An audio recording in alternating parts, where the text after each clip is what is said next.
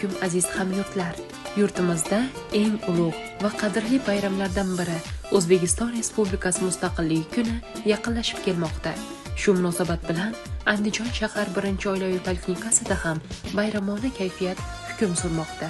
Poliklinika binosi va uning atrofi bayramona ruhda bezatilib, Mustaqillik bayramiga xos ranglar, davlat ramzlari va chiroyli bezaklar bilan ko'rkamlashtirildi.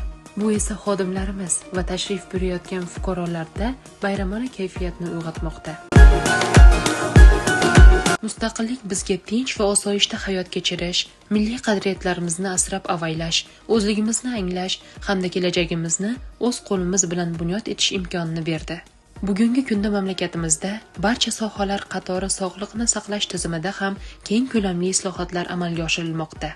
Aholiga sifatli va zamonaviy tibbiy xizmat ko'rsatish, inson salomatligini asrash borasida muhim ishlar olib borilmoqda. 1-oilaviy poliklinika jamoasi ham o'zining sharafli va mas'uliyatli faoliyati orqali xalqimiz salomatligini muhofaza qilishga munosib hissa qo'shib kelmoqda. Har bir bemorga e'tibor va g'amxo'rlik bilan yondashish, aholiga sifatli tibbiy xizmat ko'rsatish bizning asosiy vazifalarimizdan biridir. Mustaqillik bayrami arafasida ushbu shukuh barchamizga ezgu niyatlar, yangi marralar va yaxshi kayfiyat bag'ishlamoqda.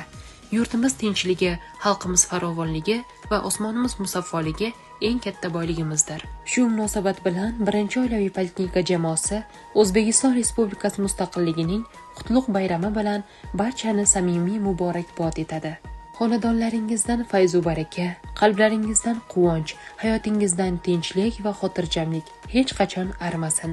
Mustaqilligimiz abadiy bo'lsin, yurtimiz tinch, xalqimiz omon bo'lsin.